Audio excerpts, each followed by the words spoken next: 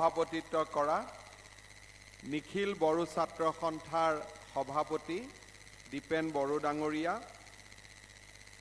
আমাৰ মাজত উপস্থিত বিটিআৰৰ CEM আৰু নিখিল বড়ো ছাত্ৰ সন্থাৰ প্ৰাক্তন সভাপতি প্ৰমোদ বড়ো ডাঙৰীয়া, আমাৰ মাজত উপস্থিত মন্ত্ৰী উৰ্খাও গৌৰা ব্ৰহ্ম ডাঙৰীয়া, মন্ত্ৰী অশোক সিংঘাল ডাঙৰীয়া, অসম কৃষি বিশ্ববিদ্যালয়ৰ উপাচাৰ্য ডক্টৰ বিদ্যুৎ চন্দ্ৰ ডেকা ডাঙৰীয়া, আজিৰ মুকলি অধিৱেশনৰ মুখ্য অতিথি কানহু মুৰ্মু বিশ্ববিদ্যালয় ডুমকাৰ উপাচাৰ্য প্ৰফেচাৰ সোনাজাৰিয়া মিন্স ডাঙৰীয়ানী, আমাৰ মাজত উপস্থিত বড়ো কছাৰী ৱেলফেয়াৰ কাউন্সিলৰ CM মিহিনেশ্বৰ বসুমতাৰী ডাঙৰীয়া, সাংসদ ৰণগৌৰা বসুমতাৰী ডাঙৰীয়া, বিটিআৰৰ ডেপুটি চিফ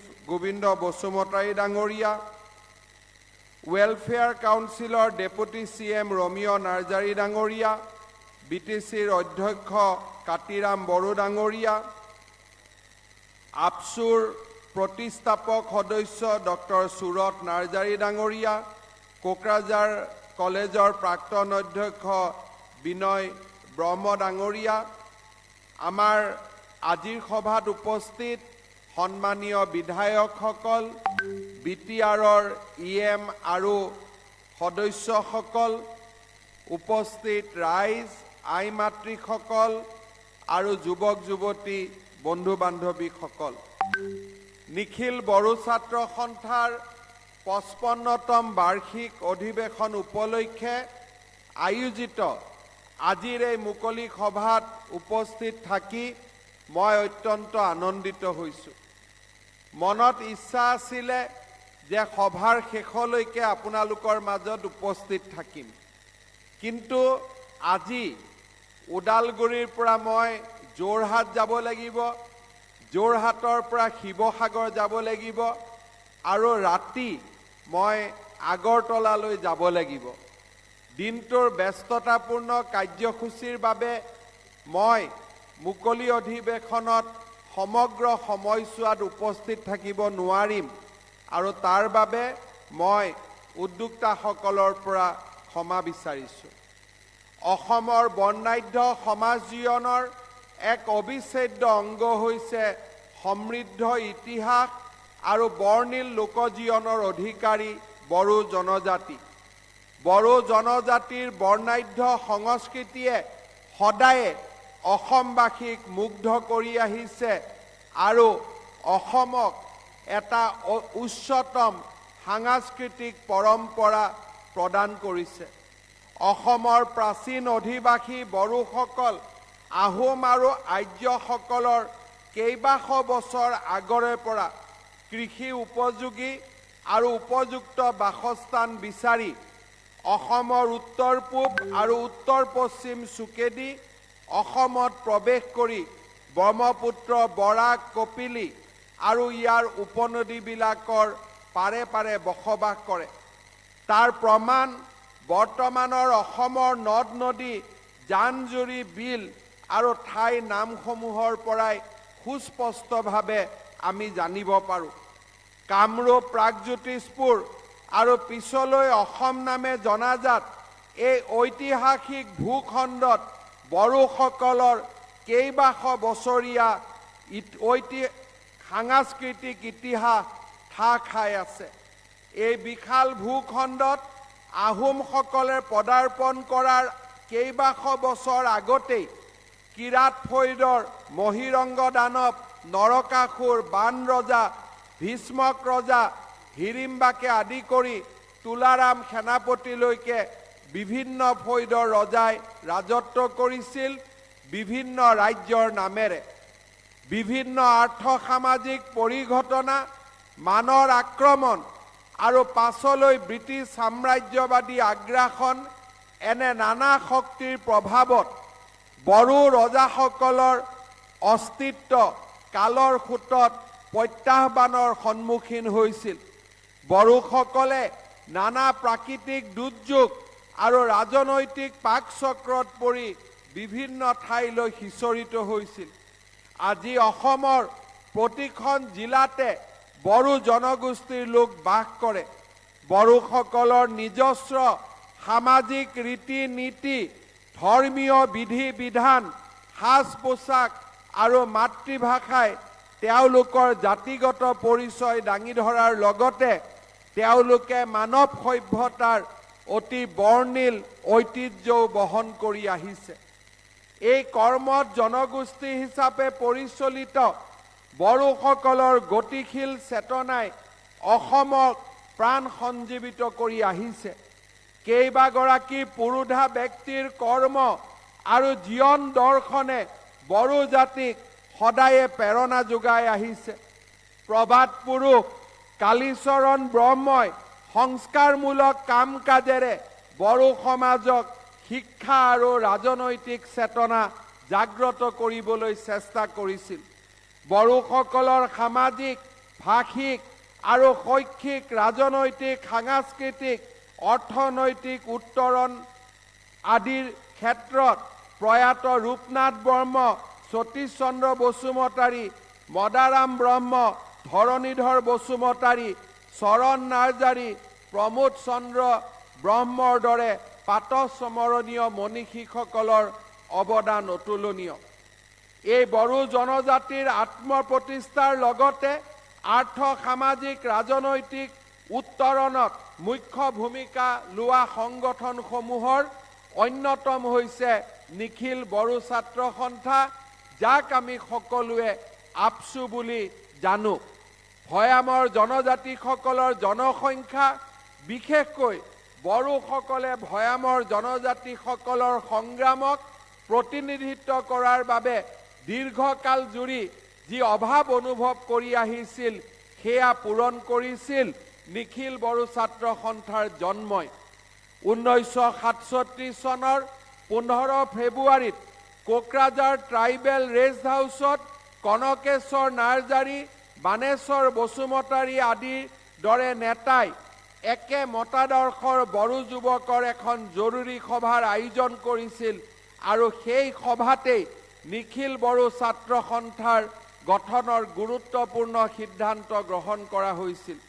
এটা দায়িত্বশীল আৰু গৌৰৱান্বিত বড়ো জাতিৰ পুনৰ উত্থান আৰু বড়োকে ধৰি অন্যান্য ভৈয়াম জনজাতিৰ গৌৰৱময় অগ্ৰগামী যাত্ৰাত এপছুৰ জন্ম আছিল এক ঐতিহাসিক আৰু যুগান্তকাৰী সিদ্ধান্ত। স্বাধীন ভাৰতৰ পাহাৰীয়া জনজাতিসমূহ সুসংগঠিত হৈ থকাৰ সময়তে ভৈয়ামৰ জনজাতিসমূহ কেইবাটাও ৰাজনৈতিক ভাৱধাৰাত বিভক্ত হৈ আছিল। ভৈয়াম জনজাতি আৰু তেওঁলোকৰ সংগঠনৰ মাজত বিশৃংখলা আৰু বিভ্ৰান্তিয়ে বিৰাজ কৰিছিল আৰু প্ৰগতিৰ জখলাত তেওঁলোক আগুৱাই যাব পৰা নাছিল। এনে পৰিস্থিতিত বড়ো জনজাতিৰ এক আপোন সংগঠনৰ সন্ধানত আছিল, যি তেওঁলোকৰ আশা আৰু আকাংক্ষাক প্ৰতিনিধিত্ব কৰিব পাৰে, আশা আকাংক্ষাক পূৰণ কৰিব পাৰে। সেয়েহে ন্যায়, মৰ্যাদা আৰু শান্তিৰ মহান দৰ্শনেৰে এপছুৰ প্ৰতিষ্ঠাই এই সন্ধানৰ সমাপ্তি ঘটাইছিল। ঐক্য, অস্তিত্ব আৰু সমৃদ্ধিৰ মূল মন্ত্ৰ অনুসৰণ কৰি বড়ো ছাত্ৰ ছাত্ৰীসকলক একত্ৰিত কৰি উন্নত আৰু পাৰস্পৰিক বুজাবুজিৰ ভিত্তিত মহান বড়ো জাতিৰ অৰ্থনীতি, শিক্ষা, সংস্কৃতি, পৰম্পৰা, ভাষা আৰু সাহিত্যক আগুৱাই নিয়াৰ ক্ষেত্ৰত এপছুৰ নেতৃত্বই সোণসেৰীয়া খোজ পেলাইছিল। কেৱল বড়ো জনজাতিৰে নহয়, আজি সমগ্ৰ ৰাজ্যখনতে এপছুৱে এক মৰ্যাদাপূৰ্ণ স্থান দখল কৰিছে। সামাজিক ৰাজনৈতিক জীৱনৰ সম্পত্তি এক অবিচ্ছেদ্য অংগ হৈ পৰিছে এপছু। নিপীড়িতৰ বাবে ন্যায়, পিছপৰা লোকৰ বাবে মৰ্যাদা আৰু সকলোৰে বাবে শান্তি প্ৰতিষ্ঠাৰ যাত্ৰাত বিগত 5 দশকৰো অধিক কাল এপছুৱে আপোচবিহীন স্থিতি গ্ৰহণ কৰি জনসাধাৰণৰ কাষত থিয় হৈছে। জন্মলগ্নৰে পৰা এপছুৱে বড়ো আৰু অসমৰ পিছপৰা জনজাতিৰ সামাজিক সাংস্কৃতিক অৰ্থনৈতিক ভাষিক আৰু সাহিত্যিক অন্যান্য উন্নয়নমূলক দিশত মনোনিৱেশ কৰি আহিছে। 1967 পৰা 86 চনলৈ এপছুৱে নিজৰ অৰাজনৈতিক দৃষ্টিভংগী বজাই ৰাখিছিল আৰু মূলতঃ বড়োসকলৰ বিভিন্ন সংগ্ৰামত যুৱ শক্তি হিচাপে কাম কৰিছিল। 67 পৰা 86 চনলৈ এপছুৱে বড়ো যুৱক যুৱতীসকলক সামাজিক সাংস্কৃতিক আৰু অৰ্থনৈতিক উন্নয়নৰ বাবে সংগঠিত কৰাৰ উপৰিও বড়ো আৰু অন্যান্য খিলঞ্জীয়া সম্প্ৰদায়ৰ ৰাজনৈতিক সংগ্ৰামৰ বাবে এক সবল ভিত্তি গঢ়াৰ দিশে কাম আৰম্ভ কৰিছিল। 1986 চনত ৰাজনৈতিক নেতাসকলৰ হাতত জনজাতীয় সংগ্ৰাম বিশেষকৈ বড়ো সংগ্ৰামৰ ভৱিষ্যত অন্ধকাৰময় অনুভৱ কৰি ইমান দিনে অৰাজনৈতিক ভূমিকা পালন কৰি অহা এপছুৱে প্ৰত্যক্ষভাৱে বড়োসকলৰ আত্মনিৰ্ভৰশীল সংগ্ৰামত জড়িত হৈ পৰিছিল। ইয়াৰ মূল ভূমিকা গ্ৰহণ কৰিছিল প্ৰখৰ বুদ্ধিসম্পন্ন ওজস্বী নেতা বডোফা উপেন্দ্ৰনাথ ব্ৰহ্মই। 1986 চনৰ 31 মেত দৰং জিলাৰ অনুষ্ঠিত এপছুৰ সন্মিলনত বডোফা উপেন্দ্ৰনাথ ব্ৰহ্মক নিখিল বড়ো ছাত্ৰ সন্থাৰ 8ম গৰাকী সভাপতি হিচাপে দায়িত্ব দিয়া হৈছিল। নিজৰ সকলো ব্যক্তিগত আশা আকাংক্ষা পৰিত্যাগ কৰি বডোফা উপেন্দ্ৰনাথ ব্ৰহ্মই বড়োসকলৰ ৰাজনৈতিক আন্দোলনক এক নতুন গতি দিছিল। তেওঁ বিশ্বাস কৰিছিল যে বড়োসকলে যি কষ্টৰ সন্মুখীন হৈছে তাক প্ৰতিকাৰ কৰিবলৈ এক পূৰ্ণ সংগ্ৰামত লিপ্ত হোৱাৰ সময় আজি সমাগত। তেওঁৰ মতে অসমৰ জনজাতীয় সমূহে সন্মুখীন হোৱা সকলো অন্যায় শোষণ বৈষম্য আৰু অনুন্নয়ৰ কাৰণ হৈছে ৰাজনৈতিক। আজিৰ এই শুভক্ষণত মহান নেতা আৰু বড়ো জাতিৰ অন্যতম পথিকৃত বডোফা উপেন্দ্ৰনাথ ব্ৰহ্মৰ প্ৰতি মই গভীৰ শ্ৰদ্ধা নিবেদন কৰিছোঁ। যোৱা বছৰত বডোফা উপেন্দ্ৰনাথ ব্ৰহ্মৰ সমাধিলৈ গৈ তেখেতক শ্ৰদ্ধাঞ্জলি জনোৱাৰ মোৰ সৌভাগ্য হৈছিল আৰু সেই দিনাখনেই বডোফা উপেন্দ্ৰনাথ ব্ৰহ্মৰ বাসভৱনতো গৈ মই অত্যন্ত নিজকে পবিত্ৰ বুলি অনুভৱ কৰিছিলোঁ। 1990 চনত বডোফাৰ আকস্মিক মৃত্যুৱে বড়ো আন্দোলনক স্থবিৰ কৰিব পৰা নাছিল, বৰঞ্চ তেখেতৰ প্ৰেৰণাৰে বড়ো সমাজৰ আত্মনিৰ্ভৰশীল আৰু আত্মনিয়ন্ত্ৰণৰ অধিকাৰ আৰু বেছি শক্তিশালী হৈছিল। 1993 চনৰ প্ৰথম বড়ো চুক্তি আৰু পৰৱৰ্তী সময়ত 2003 চনৰ বড়ো চুক্তিকে আদি কৰি বিভিন্ন দুখন বড়ো চুক্তিৰ জৰিয়তে এপছু আৰু বিভিন্ন বড়ো সংগঠনসমূহে এই জটিল সমস্যাৰ সমাধানৰ বাবে প্ৰচেষ্টা কৰিছিল। কিন্তু সেই সময়ত বিভিন্ন ধৰণে ক্ষমতাৰ হস্তান্তৰ হ'লেও বড়োসকলৰ যি আত্মনিয়ন্ত্ৰণৰ সংগ্ৰাম, সেই আত্মনিয়ন্ত্ৰণৰ সংগ্ৰামে তথাপিতো লক্ষ্যত উপনীত হ'ব পৰা নাছিল। 2003 চনৰ স্বাক্ষৰিত দ্বিতীয় বড়ো চুক্তি মতে বড়ো ভাষাক সংবিধানৰ 8ম অনুসূচীত অন্তৰ্ভুক্ত কৰাৰ সিদ্ধান্ত লৈছিল। তাৰ সামগ্ৰিকভাৱে তথাপিতো বড়ো এপছুৱে এই বড়োসকলৰ আত্মনিয়ন্ত্ৰণৰ সংগ্ৰামৰ বাবে নিজক জড়িত কৰি ৰাখিছিল। অৱশেষত শেষ বড়ো চুক্তি আপছুৰ সভাপতি প্ৰমোদ বড়ো ডাঙৰীয়াৰ নেতৃত্বত 2020 চনৰ 27 জানুৱাৰী তাৰিখে কেন্দ্ৰীয় চৰকাৰৰ প্ৰতিনিধি আৰু বড়ো সশস্ত্ৰ সংগ্ৰামৰ ভূমিকাত নেতৃত্ব লোৱা NDFB, UBPO আৰু আপছুৰ কেন্দ্ৰীয় ভূমিকাত স্বাক্ষৰিত হয়। তেতিয়াৰ পৰা বড়োলেণ্ডত আজি শান্তিৰ এক নতুন প্ৰক্ৰিয়া আৰম্ভ হৈছে।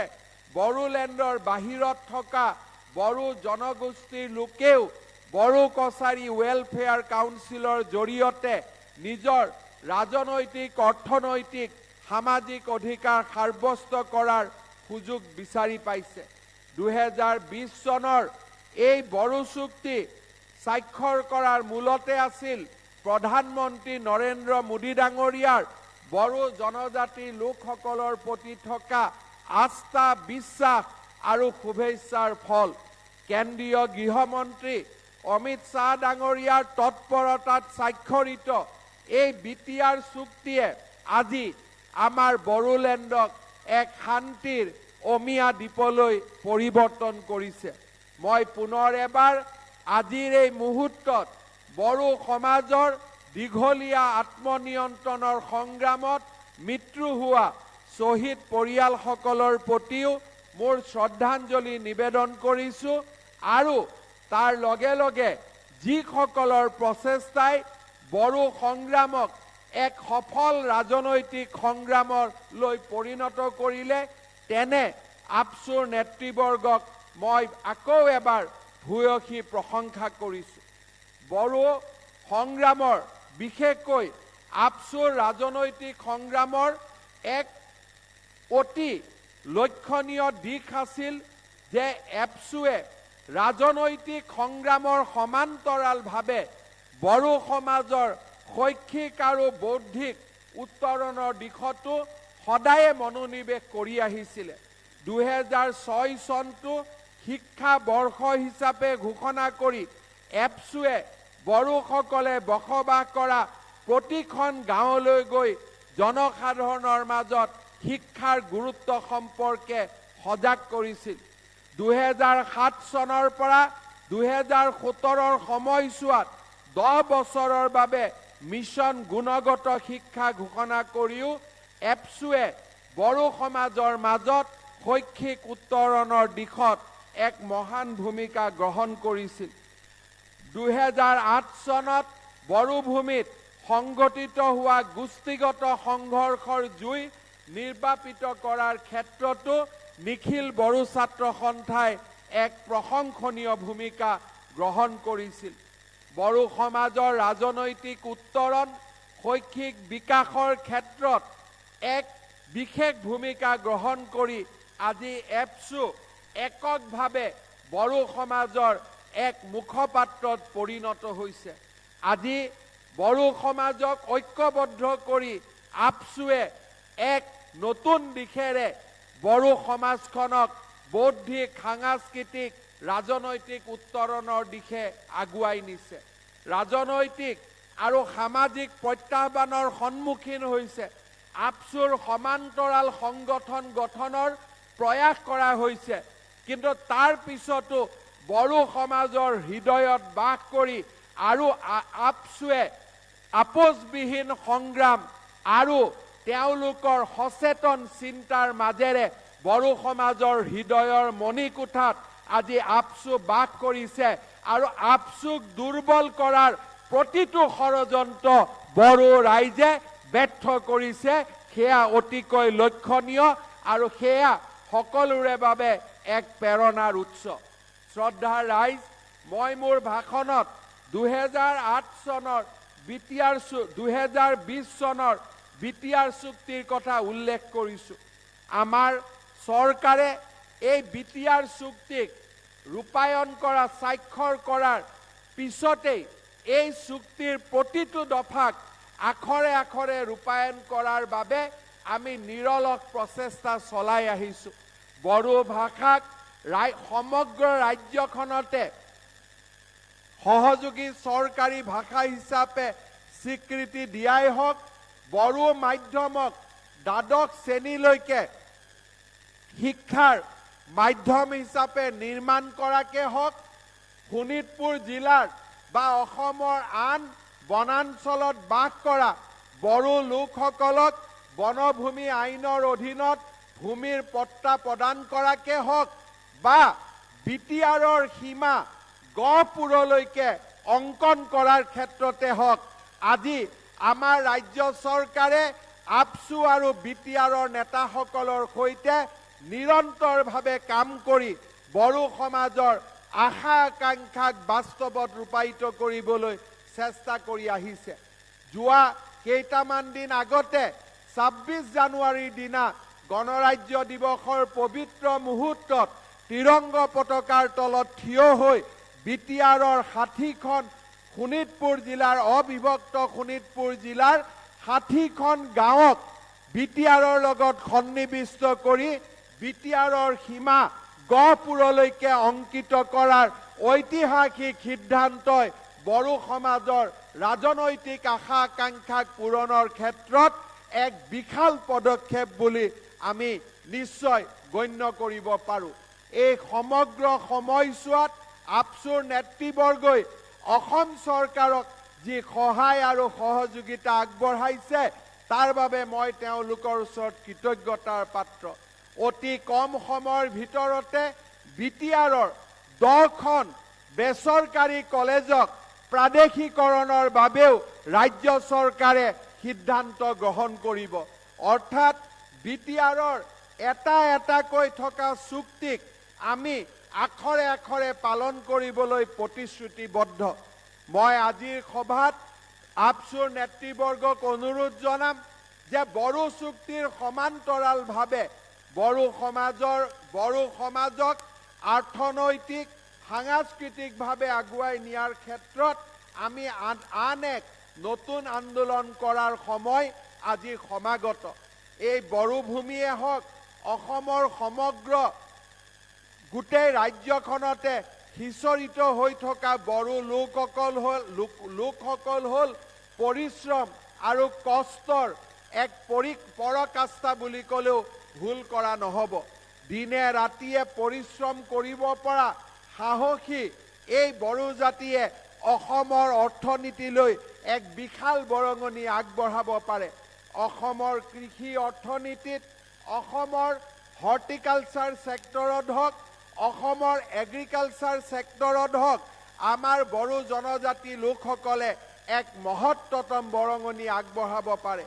বড়ো জনগোষ্ঠীৰ উদীয়মান ছাত্ৰ ছাত্ৰীসকলে শিক্ষাৰ জৰিয়তে বিশ্বৰ বহল বুকুত বড়ো সমাজক প্ৰতিষ্ঠিত কৰিব পাৰে।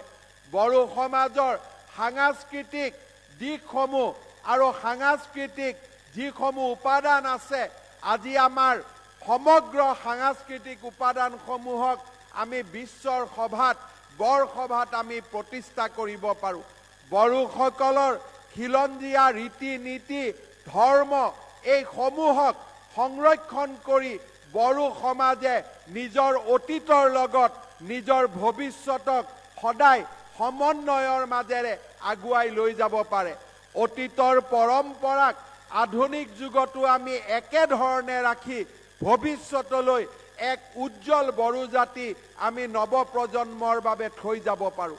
মই বিশ্বাস কৰোঁ জনজাতীয় লোকসকলৰ ক্ষেত্ৰত মই বিশ্বাস কৰোঁ যে জনজাতীয়সকলে নিজৰ ৰীতি নীতি ভাষা সংস্কৃতি পৰম্পৰাক কোনো কাৰণতে পৰিত্যাগ কৰা উচিত নহয়। আমি দৰ্জা আৰু খিৰিকী আমি খোলা ৰাখিব লাগে, কিন্তু ভৰিৰ তলৰ মাটি আমি কাৰো বাবে এৰি দিব নালাগে। এই ভৰিৰ তলৰ মাটিক আমি আমাৰ ভৱিষ্যত প্ৰজন্মৰ বাবে সংৰক্ষণ কৰিব লাগে। মই ভাবোঁ যে তেনে এক সামাজিক ৰাজনৈতিক আৰু অৰ্থনৈতিক আন্দোলনৰ নেতৃত্ব পৰৱৰ্তী সময়ত আপসুৰ নেতৃত্বই গ্ৰহণ কৰিব লাগে।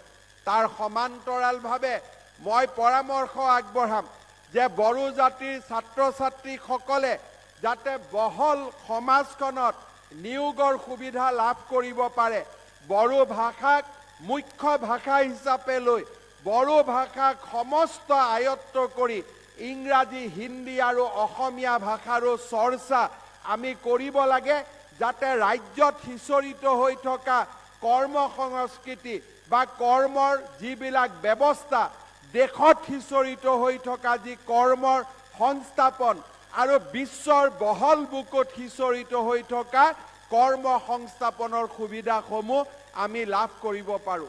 আপসুৰ সভাপতি দীপেন বড়ো ডাঙৰীয়াই অসম কৃষি বিশ্ববিদ্যালয়ৰ এটা চৌহদ বড়োলেণ্ডত স্থাপন কৰাৰ বাবে মোক পৰামৰ্শ দিছে। এই ক্ষেত্ৰতো বিটিআৰৰ লগত আলোচনা কৰি আমি নিশ্চয় আমাৰ সিদ্ধান্ত অতি সোনকালে আপচুৰ নেতৃবৃন্দৰ আগত আমি অৱগত কৰিম। সমান্তৰালভাৱে এই বছৰৰ পৰাই আমাৰ ৰাজ্যিক বাজেটত উপযুক্ত ধনৰ আবণ্টন কৰি আমি ওদালগুৰিত বড়োলেণ্ড বিশ্ববিদ্যালয়ৰ চৌহদ নিৰ্মাণ কৰাৰ কাম আমি আৰম্ভ কৰিম, যাতে ওদালগুৰিৰ ছাত্ৰ ছাত্ৰীসকলে ইয়াৰ পৰা যথেষ্ট আগবাঢ়ি যাব পাৰে। আমাৰ ৰাজ্যখনত বড়ো জনগোষ্ঠীৰ যুৱক সমাজে সংস্কৃতিৰ লগতে ক্ৰীড়াৰ ক্ষেত্ৰতো অত্যন্ত উৎকৰ্ষতাৰ প্ৰদান কৰি আহিছে।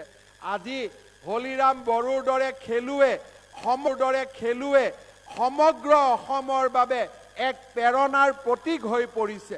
মই বিশ্বাস কৰোঁ যে আমাৰ ৰাজ্যখনত এক সুন্দৰ ক্ৰীড়া নীতিৰ প্ৰয়োজন, যি ক্ৰীড়া নীতিয়ে খেলক মাত্ৰ এক এক্সট্ৰা কেৰিকুলাৰ এক্টিভিটি নহয়, এমপ্লয়মেণ্ট জেনেৰেশ্যনৰ এক ব্যৱস্থালৈ ৰূপান্তৰ কৰিব পাৰে। মই বিটিআৰৰ নেতৃত্ব আৰু আপচুক বড়োসকলৰ সহজাত প্ৰতিভা, ফুটবল, ধনু, বিভিন্ন ধৰণে যি প্ৰতিভা লুকাই আছে, সেই প্ৰতিভা বিকাশৰ বাবে এক সুস্পষ্ট ক্ৰীড়া নীতিৰে ৰাজ্যৰ বড়ো ছাত্ৰ ছাত্ৰীসকলক উদ্বুদ্ধ কৰিবলৈ মই আহ্বান জনাম। শ্ৰদ্ধাৰ ৰাইজ, যোৱা ২৬ জানুৱাৰীৰ দিনা পতাকা উত্তোলনত আমাৰ ৰাজ্য চৰকাৰে ক্ৰীড়াৰ ক্ষেত্ৰত এক অতি উচ্চাকাংক্ষী আমি এটা সমাৰোহৰ কথা কল্পনা কৰিছোঁ। অসমত ২৫,০০০ ৰাজহ গাঁও আছে, আমাৰ বনগাঁও আছে। এই সমগ্ৰ গাঁওসমূহতে আমি ক্ৰীড়াৰ প্ৰতিযোগিতা অনুষ্ঠিত কৰি তাৰ পৰা মহকুমা, তাৰ পৰা জিলা, তাৰ পৰা ৰাজ্যত আমি এক ক্ৰীড়াৰ মহা সমাৰোহ আয়োজন কৰিব খুজিছোঁ, যাতে আমি টেলেণ্টসমূহক আমি চিনাক্তকৰণ কৰিব পাৰোঁ আৰু সেই টেলেণ্টসমূহক আমি উপযুক্ত প্ৰশিক্ষণৰ পৰ্যায়েৰে আমি অলিম্পিকৰ কল্পনালৈ আমি তেওঁলোকক আগুৱাই লৈ যাব পাৰোঁ। অসমৰ লভলীনা, হিমাৰ দৰে খেলুৱৈসকলে প্ৰমাণ কৰিছে যে আমাৰ মাজত লুপ্ত হৈ থকা, সুপ্ত হৈ থকা ক্ৰীড়াৰ প্ৰতিভাসমূহক যদি আমি আগবঢ়াই লৈ যাওঁ, তেতিয়াহ'লে অলিম্পিকৰ পডিয়াম আমাৰ বাবে বহু দূৰত নহয়। সেই পডিয়াম আমি সোনকালেই সেই পডিয়ামত উপস্থিত হ'ব পাৰিম। শ্ৰদ্ধাৰ ৰাইজ, মোৰ ভাষণত মই আগতেই কৈছোঁ যে এপছুৰ এক প্ৰধান দায়িত্ব আছিল বড়ো সমাজৰ মাজত শিক্ষাৰ সম্প্ৰসাৰণ কৰা। এই বছৰত কোকৰাঝাৰত মেডিকেল কলেজে প্ৰাণ পাব। মেডিকেল কলেজত ১০০টাকৈ প্ৰত্যেক বছৰে ছিট থাকে। সৰ্বভাৰতীয় আৰু ৰাজ্যিক প্ৰতিযোগিতা হয়। মই নিবিচাৰোঁ যে কোকৰাঝাৰৰ মেডিকেল কলেজত বাহিৰৰ পৰা ল'ৰা ছোৱালী আহক, কিন্তু বাহিৰৰ পৰা অহা ল'ৰা ছোৱালী আমি আন্দোলন কৰি বন্ধ কৰিব নোৱাৰোঁ। শিক্ষাৰ প্ৰতিযোগিতাৰ মাজেৰে আমি বন্ধ কৰিব পাৰোঁ। আৰু সেইবাবে আমি আহ্বান জনাম আমাৰ বিটিআৰ আৰু এপছুৰ নেতৃবৰ্গক যে একাদশ দ্বাদশ শ্ৰেণীৰ ছাত্ৰ ছাত্ৰীসকলক মেডিকেল আৰু ইঞ্জিনিয়াৰিঙত ছিট পাবলৈ উপযুক্ত প্ৰশিক্ষণ দিয়াৰ ব্যৱস্থা কৰক। আমাৰ চৰকাৰে আৰোহণ নামে আমি এটা কাৰ্যসূচী আৰম্ভ কৰিছোঁ, যি কাৰ্যসূচীৰ জৰিয়তে অসমৰ সকলো হাইস্কুলত ক্লাছ 9ত যিজন ল'ৰা প্ৰথম হ'ব, সেই ল'ৰাজনক 9, 10, 11, 12 4 বছৰ আমি মেণ্টৰিং কৰিম, যাতে চতুৰ্থ বছৰত তেওঁলোকে IIT-লৈকে যাব পাৰে, মেডিকেল কলেজলৈকে যাব পাৰে, এইমছলৈকে ছিট পাব পাৰে।